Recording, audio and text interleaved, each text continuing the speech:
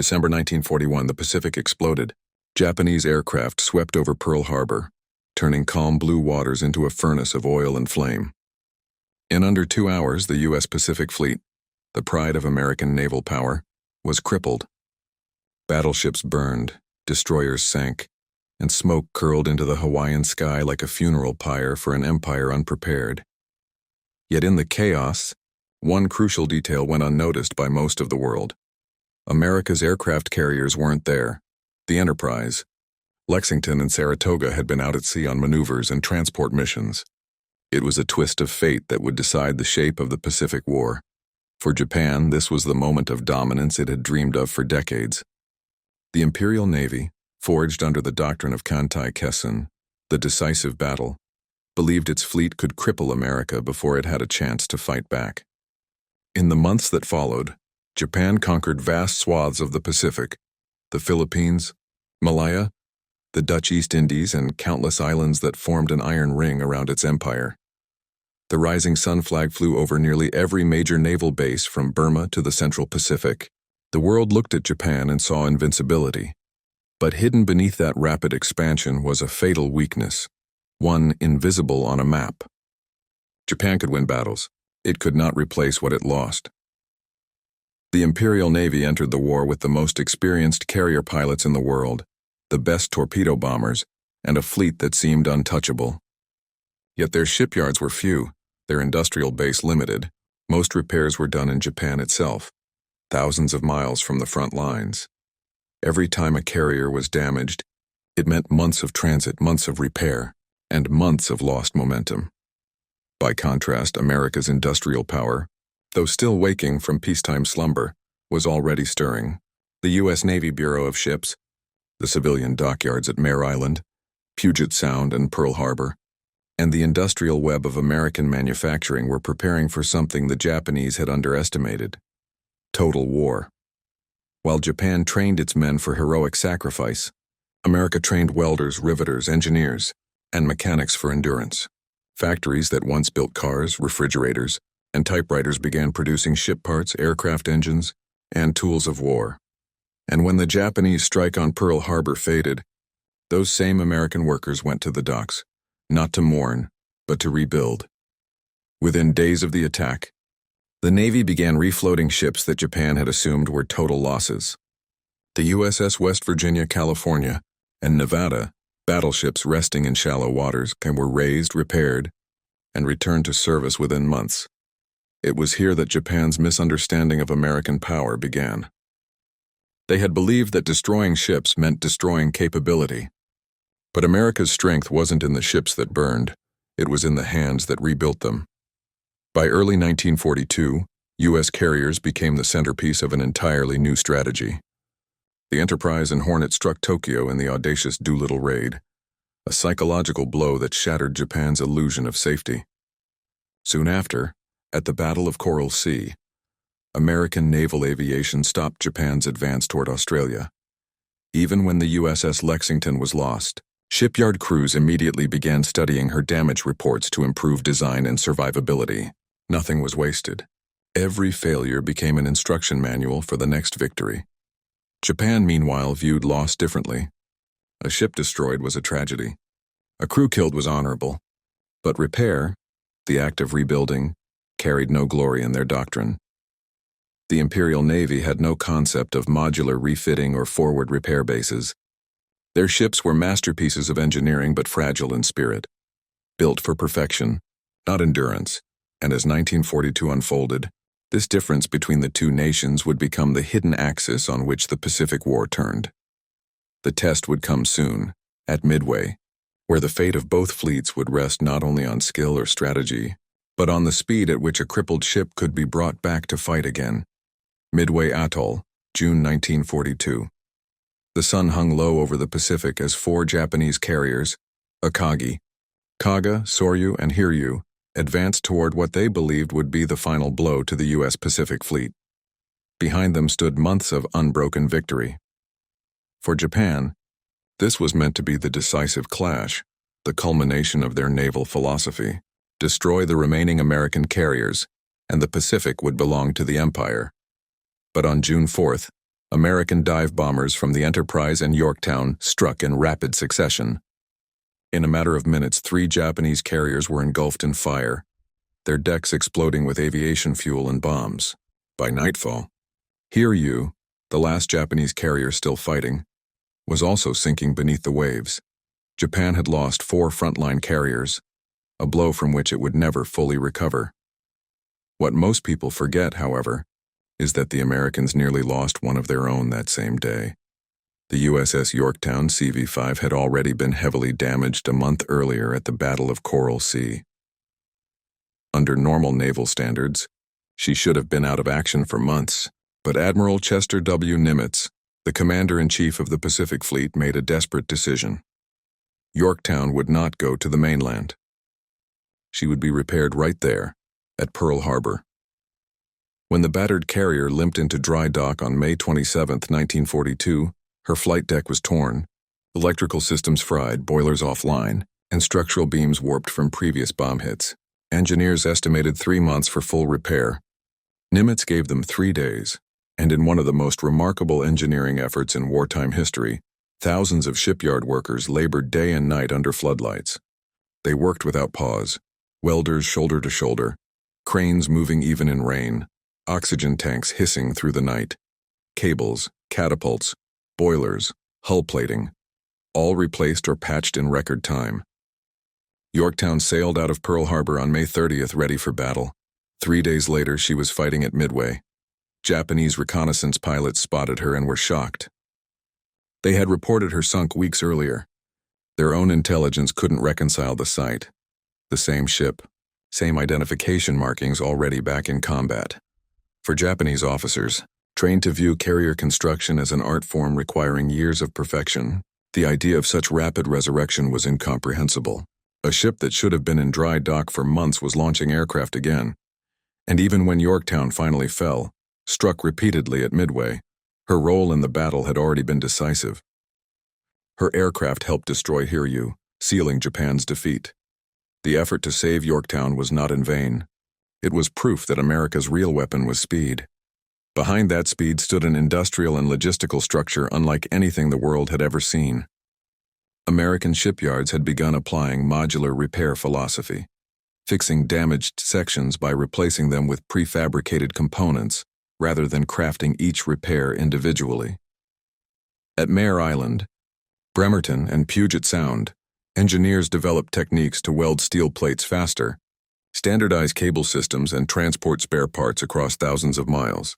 Even Pearl Harbor, still scarred by December's flames, had become a humming hive of cranes and torches.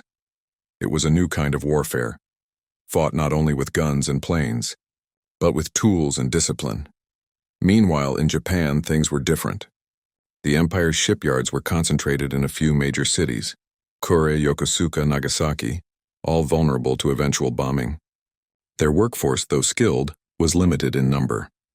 And every damaged ship had to make the long, perilous voyage back to home waters for repair. When Japanese naval staff analyzed the loss of carriers after Midway, they wrote in one report, "Our battle power diminishes faster than our ability to rebuild it." They did not yet understand that this imbalance of resources, of philosophy, of speed, was the quiet engine of their defeat. Because while Japan looked for perfection, America built for endurance. And the full impact of that difference was about to unfold in the brutal battles of Guadalcanal, where survival would depend not on who built more ships, but on who could keep them fighting longer. At first glance, the story of the USS Yorktown seems like a tale of courage and luck, a battered ship revived just in time to turn the tide of war. But beneath the surface lies something deeper, a clash between 2 opposing philosophies of warfare, one driven by artistry and perfection, the other by systems and speed. For centuries, Japan's naval doctrine was rooted in precision craftsmanship and elite training. Every ship was built as a masterpiece, every pilot as a hand-picked warrior. Their carriers, like Akagi and Kaga, were symbols of national pride, constructed with exacting care, polished to near perfection. In their culture, beauty and function were intertwined. To build well was to fight honorably. The United States, on the other hand, was learning a very different lesson. Its strength lay not in perfection but in replication. the ability to produce, repair, and replace faster than anyone else. A single shipyard could turn out the components of a vessel in parallel, while another assembled them halfway across the country. It wasn't glamorous, but it was effective. When Yorktown was declared fit for battle after only 72 hours of repair, it was more than an engineering triumph. It was a philosophical shift. The Americans had discovered that in modern warfare, time itself was a weapon. Every hour saved meant planes could fly, carriers could sail, and momentum could shift. Every bolt tightened and plate welded in Pearl Harbor's frantic docks was part of a larger rhythm, the rhythm of an industrial nation learning to fight as a single machine. This contrast between Japanese precision and American speed created a hidden imbalance. Japan's navy could win battles, and often brilliantly, but it couldn't recover from them. Each loss was irreplaceable. Each sunk carrier was a blow not only to firepower but to pride, to an entire cultural view of war. The U.S., meanwhile, was beginning to master the art of controlled chaos, taking damage, adapting quickly, and returning stronger. Yorktown's resurrection was the first visible symbol of that transformation. It showed that survival in total war no longer depended on who fought the cleanest battle, but on who could endure the longest grind. It was a new kind of warfare, one that rewarded not perfection, but persistence. The second angle lies in the human factor, the men behind the miracle. When Yorktown limped into Pearl Harbor, it wasn't engineers in clean uniforms who saved her. It was thousands of exhausted workers, many still haunted by the smoke of December 7, 1941. They were welders, machinists, electricians, and divers, civilians turned wartime laborers. They worked through the night, guided by floodlights and caffeine, cutting through twisted steel and patching ruptured bulkheads.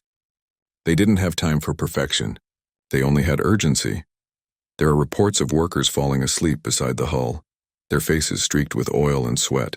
Supervisors would nudge them awake, hand them another torch, and they'd continue, because everyone knew what was at stake. The Japanese fleet was moving, and America needed a carrier in the water. For them, Yorktown wasn't just a ship. It was a symbol of redemption. The same harbor that had witnessed humiliation now thundered with the sparks of recovery. In those 3 days, Pearl Harbor became the heartbeat of American resilience. Another perspective emerges from the Japanese intelligence reports. When reconnaissance later spotted the Yorktown at Midway, Tokyo's strategists were confused. They had seen her crippled at Coral Sea. By every calculation, she should have been in dry dock for months. Admiral Nagumo reportedly refused to believe the Americans had restored her so quickly. It defied logic, and that disbelief led to a critical underestimation. The Japanese plan for Midway assumed only 2 operational U.S. carriers. Yorktown's unexpected arrival changed everything, confusing airstrike orders, scattering Japanese formations, and ultimately tilting fate. That moment of surprise, that misjudgment, became one of the most consequential errors of the Pacific War. From a technological angle, the Yorktown repairs demonstrated the power of modular ship design. American carriers were built for accessibility, large internal compartments, standardized fittings, and flexible wiring systems. Damage control wasn't an afterthought. It was built into the architecture. Japanese carriers, though fast and formidable, were intricate and compartmentalized. Repairs at sea were slow, often impossible. Every system was interdependent, elegant but fragile. Yorktown, by contrast, could be patched, powered, and pushed back into battle with astonishing speed. That wasn't luck. It was engineering philosophy meeting wartime necessity. Finally, there's the moral dimension, the belief that a nation's spirit can manifest in steel. The Japanese officers who later studied American production were said to be stunned not just by the speed, but by the unity behind it. Factories across the continent had mobilized like an army. Detroit, Seattle, San Diego, each sending parts, blueprints, and manpower toward one common goal. Yorktown's repair wasn't an isolated feat. It was the visible tip of a vast industrial iceberg. Every rivet and plate carried the pulse of a nation that refused to stay broken. That is why, when Yorktown sailed again, she carried not only planes and pilots, but the weight of American determination. a force that Japan's commanders could measure in tons of steel. But never in spirit, and soon, that spirit would be tested in one of the most decisive naval clashes in history, a battle that would decide the direction of the entire Pacific War, June 4, 1942. The Midway Atoll, a lonely cluster of islands surrounded by endless blue. The morning sun cut through the clouds, glinting off the decks of 3 American carriers, Enterprise, Hornet, and the recently resurrected Yorktown. Inside her steel belly, the crew of Yorktown worked in silence. Some still bore the burns and bruises from Coral Sea. Others were replacements, young men who had never seen combat. But all of them knew that today their ship was sailing on borrowed time. At 4:30 a.m., flight decks came alive. Engines coughed, propellers spun, and aircraft lined up in precise rows. The air was thick with exhaust and adrenaline. Commander Wade McCluskey's squadrons roared into the sky, fanning out in search of the approaching Japanese fleet. Far to the northwest, Admiral Chuichi Nagumo stood on the bridge of the Akagi, unaware that his meticulously crafted plan was already unraveling. His intelligence officers believed the Americans had only 2 operational carriers. Yorktown, they assumed, was still out of commission. That single miscalculation would change everything. Nagumo's fleet, Akagi, Kaga, Soryu, and Hiryu, advanced toward Midway in perfect formation. Their aircraft had already struck the island, leaving it scorched but not silenced. Now Nagumo faced a decision: arm his planes for a second strike on Midway or prepare them to attack the American fleet rumored to be nearby. He chose to rearm, a fatal delay. At 10:20 a.m., the sky over the Japanese carriers erupted. American dive bombers, guided by chance and courage, plunged through the clouds. Their leader, McCluskey, had followed a lone destroyer's wake, a desperate gamble that led straight to Nagumo's fleet. From 20,000 feet, the carriers below looked like toys on a blue canvas. Then the first bombs hit. Akagi, Kaga, and Soryu were engulfed in flame within minutes, their hangars filled with armed aircraft and fuel, turning them into floating infernos. The Japanese Navy's elite pilots were still on deck, their planes half-loaded. When the explosions tore through the ships, sailors jumped overboard as towers of fire reached into the sky. Nagumo watched in horror. The pride of Japan's first air fleet was disintegrating before his eyes. But the battle was far from over. Out of the smoke, the Hiryu struck back. Her squadrons launched a precise counterattack, zeroing in on the one carrier still standing tall, the Yorktown. Radar operators aboard Yorktown detected the incoming formation just in time. Captain Elliot Buckmaster gave the order: hard to port. The ship lurched as anti-aircraft guns opened fire, streaking the air with bursts of orange and black. For a moment, it looked as though the carrier might evade the attack, but the Japanese pilots were relentless. 2 bombs slammed into the flight deck, followed by a torpedo that tore through her side. The deck buckled. Fires spread rapidly. Men scrambled to control the damage, passing hoses, sealing compartments, fighting smoke and chaos. By 1:30 p.m., Yorktown was listing, but she refused to die. Damage control teams, many of whom had worked on her repair just weeks earlier, were back in action, patching holes, sealing ruptures, and keeping her afloat against all odds. Within an hour, they had stabilized the ship enough to resume limited operations. Admiral Fletcher, commanding from Yorktown, shifted his flag to the Astoria and continued directing the battle. His calm leadership mirrored the ship's spirit, battered but unbroken. Then came the second wave. At 2:55 p.m., Hiryu's torpedo bombers attacked again. Yorktown's gunners fought desperately, bringing down several planes, but 2 torpedoes struck her starboard side. The ship shuddered violently. Power failed. Water poured in. Buckmaster gave the hardest order of his life: abandon ship. The crew slid into the sea, clinging to rafts and debris. From a distance, they watched their home, the ship they had saved once before and listing sharply, still refusing to sink completely. Yorktown had absorbed the full fury of the Japanese counterstrike, and in doing so, she saved the rest of the American fleet. While the Japanese focused on her, Enterprise and Hornet launched the final blow. Their dive bombers found Hiryu before sunset. 4 bombs hit. The last of Japan's carriers burned into the horizon. The Battle of Midway was over. In less than 24 hours, Japan had lost 4 carriers and hundreds of its best pilots, a wound from which it would never recover. But amid the flames and wreckage, one sight lingered in every survivor's mind.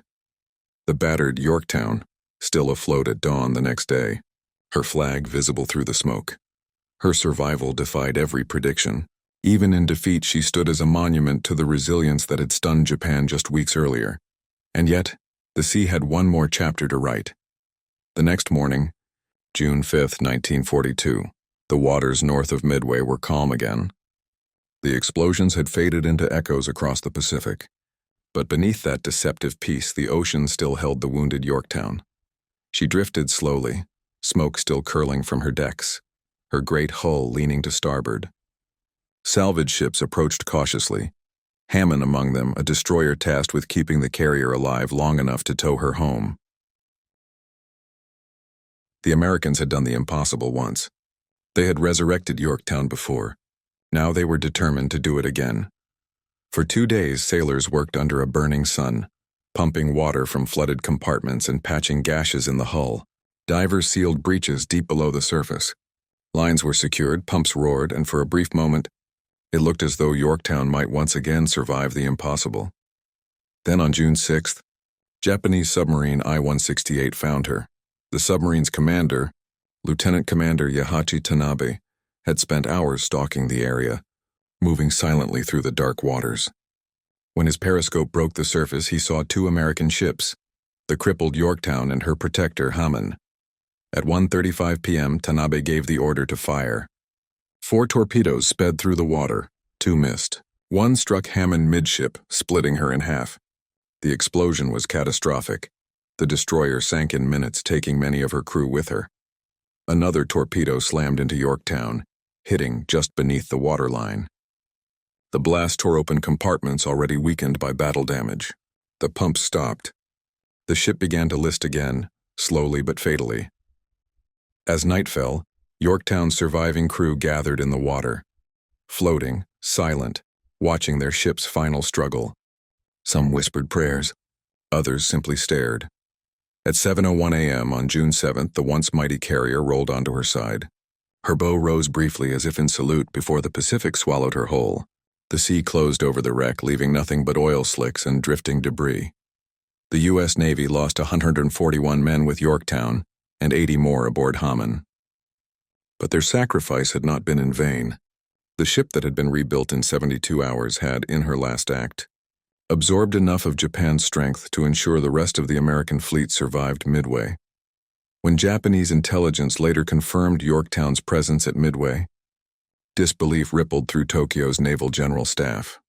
Reports of her destruction at Coral Sea had been taken as absolute. How could she have been repaired so fast? In internal briefings, Japanese officers used words like impossible, unbelievable, and mechanical sorcery.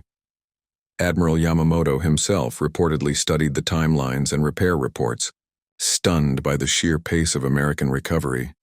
It wasn't just a single ship that defied logic.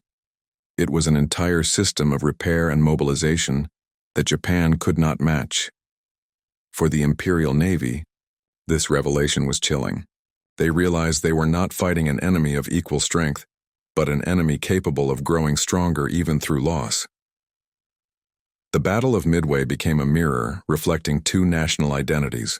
On one side stood Japan, methodical, elegant, and precise, but rigid in its perfectionism. On the other, the United States, chaotic, pragmatic, and industrial, turning steel and sweat into speed. Yorktown embodied that transformation. She was not flawless. She was functional, rebuilt with what was available, repaired with what could be found. And yet, it was precisely that adaptability that made her dangerous. In the months that followed, the American Navy learned from her. New carrier repair protocols were standardized. Battle damage teams trained to restore ships at sea. Dry docks expanded, assembly lines accelerated, and the Pacific war machine began to surge forward with unstoppable rhythm. Every Japanese commander who studied the Battle of Midway came to the same grim conclusion. The Americans could lose ships, aircraft, even entire fleets, and still return faster than Japan could bury its dead. By the end of 1942, The contrast was undeniable. Japan's carrier fleet was crippled. Her surviving airmen were exhausted, her shipyards strained. The United States, meanwhile, was launching new carriers at a pace that defied belief. Essex, Lexington II, Bunker Hill. Intrepid Yorktown's sacrifice had bought time for America's industrial might to awaken fully. Her steel was gone, but her legacy had become blueprint and doctrine. And somewhere deep beneath the Pacific, her hull rested as silent testimony, proof that speed, ingenuity, and endurance could outfight even the most disciplined. Perfection, but the victory at Midway, was only the beginning of a greater transformation. One that would reshape the entire Pacific War and define the balance of naval power for the rest of the century. The Battle of Midway ended not with celebration, but with quiet disbelief. For the first time since Pearl Harbor, the Japanese Empire had suffered a catastrophic defeat. Not a minor setback, not a strategic withdrawal, but the loss of its naval spearhead. 4 of Japan's frontline carriers, Akagi, Kagasoryu, and Hiryu, lay on the ocean floor. Over 250 aircraft were destroyed. More than 3,000 of Japan's best-trained sailors and pilots were gone. These were not just numbers.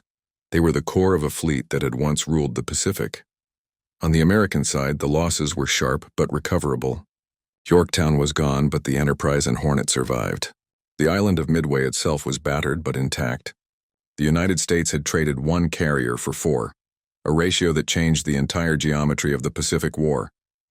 In the weeks that followed, both nations retreated to assess the damage.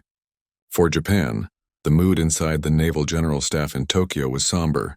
Admiral Isoroku Yamamoto, who had masterminded the attack on Pearl Harbor, took personal responsibility for the defeat. Though his subordinates knew the truth, Japan's defeat had not come from poor tactics, but from an underestimation of America's speed. Every analysis, every wargame, every intelligence briefing had assumed that Yorktown would be out of action for at least 3 months. Her sudden reappearance at Midway shattered that illusion. In a confidential debrief later that summer, one senior officer remarked, "We fought against time itself, and time was on the enemy's side." Meanwhile, in Pearl Harbor, something remarkable was happening. The repair crews who had revived Yorktown returned to the docks not in grief but in pride. They knew what they had achieved had turned the tide of war. Many of those same workers were soon reassigned to larger projects, repairing Enterprise, constructing the next wave of carriers, and refining the techniques that had proven so vital. The concept of battlefield repair, patching, welding, and refitting ships under pressure became doctrine. It wasn't glamorous work, but it was the heartbeat of America's comeback. Within months, the U.S. Navy established specialized floating dry docks, mobile repair bases that could service carriers and destroyers near combat zones. No longer would ships need to return to mainland shipyards for months. The lessons learned from Yorktown became the framework for a new logistical philosophy. Fight, fix, and fight again. Across the Pacific, Japanese intelligence officers studied photographs of Pearl Harbor's repair yards. The scale stunned them. Cranes, welding stations, conveyor systems, and around-the-clock shifts. For an empire built on discipline and craftsmanship, it was a system beyond imagination. Japan's industrial heartland lacked both the resources and the manpower to replicate it. While their shipyards still prioritized precision, America's focused on volume and recovery. Where Japan might take a year to launch a new carrier, the U.S. could field one every few months. The tables had turned. Midway had proven that the war would no longer be decided by who struck first, but by who could rise fastest after being struck. Yet even in triumph, the Americans carried a sense of humility, an awareness of how close they had come to disaster. If Yorktown's repairs had taken 1 day longer, or if her damage control teams had failed at Coral Sea, Midway might have ended differently. In naval history, such fragile moments often define empires. And for the United States, that moment was Midway, the day when engineering and endurance defeated surprise and precision. The Japanese officers who studied the battle knew it. Their stunned disbelief was not just about a ship repaired in days. It was about an entire way of war they could no longer match.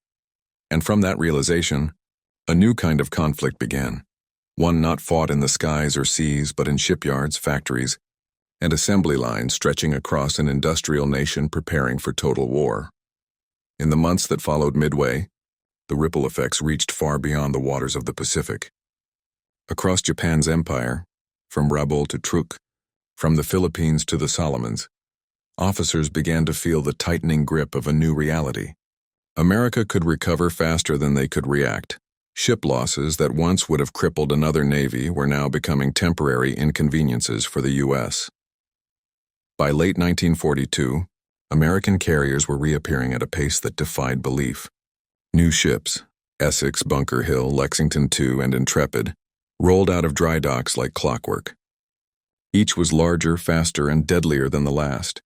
Japan, meanwhile, struggled to replace even a single lost carrier. The Shinano was still years away from completion, and even then she would never see battle. Without enough skilled pilots to fill the decks, Japan's unsinkable warriors were becoming empty symbols of fading power. The balance of naval warfare had shifted permanently. Where once Japan dictated the tempo, America now set the pace, not through superior tactics, but through industrial endurance. In Washington, the reports from Midway ignited a new understanding of modern war. President Franklin D. Roosevelt, briefed by naval analysts, ordered an expansion of the shipbuilding program to unprecedented levels.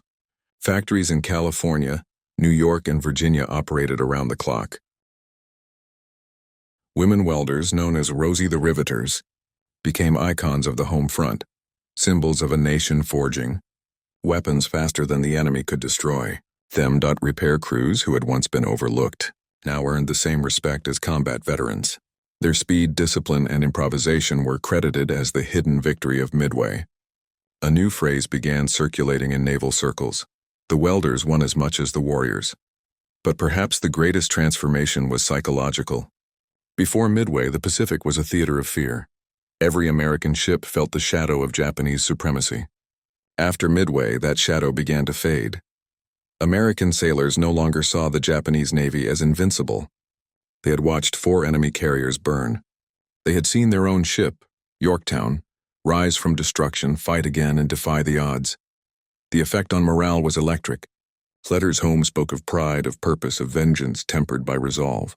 The war was far from over, but for the first time victory seemed not just possible, it felt inevitable.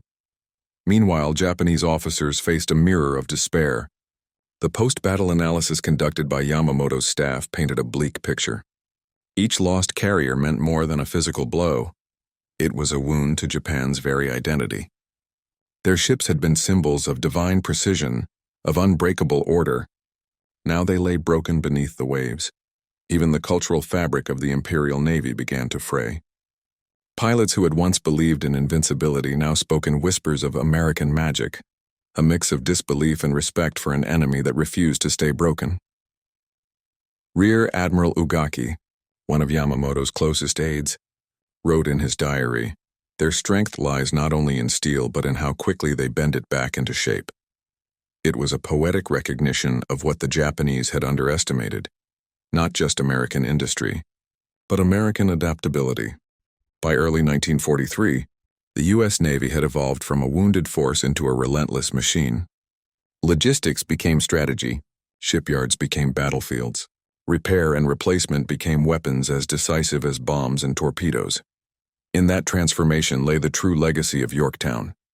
Her fall at Midway was not an end, but a blueprint, one that taught the U.S. how to fight a war of endurance, how to repair under fire, and how to win through resilience.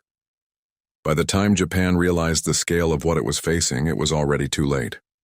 The empire that had stunned the world in 1941 was now being outbuilt, outrepaired, and outlasted. And deep beneath the waves, the ghost of Yorktown rested silently, a reminder that in the industrial age of warfare, victory no longer belonged to those who struck hardest, but to those who never stopped rebuilding. When USS Enterprise limped back to Pearl Harbor after the Battle of the Santa Cruz Islands, she was barely afloat. Her decks were torn apart, elevators jammed, and compartments flooded. Dozens of crew were dead and hundreds wounded. Most nations would have written her off, scrapped her for parts and moved on. But America didn't have that luxury. By late 1942, Enterprise was the last operational carrier in the Pacific. The USS Hornet had been sunk, Saratoga was under repair. Wasp and Lexington were gone. Without Enterprise, the U.S. Navy had no carrier to protect its remaining forces. No eyes. No air cover, no offense. So the order came, get her back into battle, no matter what it takes. At Pearl Harbor Naval Yard, thousands of workers swarmed over the damaged ship in day and night. The docks glowed under floodlights as welders, engineers, and sailors worked non-stop, eating and sleeping beside the hull. Repairs that should have taken 3 months were completed in just 48 hours, a feat so unbelievable that Japanese intelligence refused to believe it at first. When Enterprise left Pearl Harbor, she still bore the scars of her last battle, burned metal, patched plating, and paint-scorched black, but she was seaworthy, and her air group was ready. A few days later, Japanese spotters once again saw her leading an American task force. To them, it was like seeing a ghost ship. They started calling her names. The Gray Ghost. The ship that wouldn't die. Every time they thought they had sunk her, she returned, fiercer than before. Enterprise's comeback became more than a story of metal and machines. It became a psychological weapon. For the Americans, she was a symbol of resilience. Proof that no matter how hard they were hit, they would rise again. For the Japanese, she was a nightmare, a sign that the U.S. could outproduce, outrepair, and outlast them, and that was the moment the tide of the Pacific War began to turn. After her miraculous return, USS Enterprise didn't rest. She charged straight back into the fight. In the months that followed, she became the backbone of the U.S. Pacific Fleet, appearing in almost every major naval battle that shaped the outcome of World War II. Her next test came at Guadalcanal, where control of the island could decide the fate of the Pacific. Japanese bombers swarmed overhead, and the skies turned into a hurricane of steel and fire. Enterprise's gunners fired until their barrels glowed red, shooting down dozens of planes while her pilots struck back with ruthless precision. Time after time, she was hit by bombs, by torpedoes, by near misses that shook her hull like an earthquake. But she never went down. Each time her crew fought fires, patched holes, and launched aircraft even while the deck was still smoking. During the Battle of the Eastern Solomons, Enterprise's dive bombers crippled a Japanese carrier, helping secure a vital victory. At Santa Cruz, though nearly destroyed, she still managed to recover damaged planes from other carriers that had been lost, earning her a reputation as the fleet's guardian angel. By 1944, she was everywhere at the Philippine Sea, Leyte Gulf, and Iwo Jima, providing relentless air support to invasion forces. Her aircraft destroyed hundreds of enemy ships and planes. She earned 20 battle stars, more than any other U.S. ship in the war. But what made her truly legendary wasn't just the victories. It was her survival. Enterprise was bombed, torpedoed, and even struck by a kamikaze, yet she always came back. Each time she returned to port, the men who worked on her knew they weren't just repairing a ship. They were reviving a legend. To the men who served on her, she wasn't just steel and armor. She was alive. She had a heartbeat, a spirit that refused to die. One sailor said, "The Big E was more than a ship. She was luck, courage, and America's will to fight, all welded into one hull." By the end of the war, even the Japanese acknowledged it. They said, "Where there is Enterprise, there is the American fleet." She wasn't just a ship anymore. She was the soul of the U.S. Navy. When the war finally ended in 1945, the Pacific fell silent. The skies cleared, the oceans calmed, and for the first time in years, USS Enterprise rested. She returned home to a nation that hailed her as a hero. Crowds gathered at the docks, waving flags and cheering the ship that had fought in nearly every major battle of the Pacific War. To millions of Americans, she was more than just a carrier. She was a symbol of endurance, proof that no matter how hard the blows, the U.S. Navy would always rise again. But history can be cruel to even its greatest champions. By 1947, the Big E was decommissioned, too battered, too outdated for the new age of jet aircraft and nuclear ships. Her decks fell silent. Her engines cooled for the last time. The same steel that had faced down the Imperial Japanese Navy was now cold, forgotten in the shipyard's shadows. In 1958, the unthinkable happened. She was scrapped. The ship that had survived torpedoes, bombs, and kamikazes could not survive the peace. When her metal was cut apart, veterans wept quietly, knowing it wasn't just steel being melted, it was memory. It was the end of an era, yet even in death, Enterprise refused to fade. Her name lived on, reborn in Enterprise CVN-65, the world's first nuclear-powered carrier, launched in 1960. It carried her spirit, the same defiance, the same strength, the same promise that no ocean, no enemy, no force on Earth could sink the will of free men. And in every new Enterprise that follows, that legacy continues, from the Cold War to deep space itself, as NASA's Starship Enterprise carried her name into the stars. In the quiet halls of naval history, few names echo louder. Not because she was invincible, but because every time she was struck down, she rose stronger. Her story wasn't of perfection, it was of perseverance. From the smoking decks of Pearl Harbor to the calm seas of victory, USS Enterprise taught the world that true power isn't in steel or fire, it's in the will to rebuild, and the courage to keep fighting when the world believes you're done.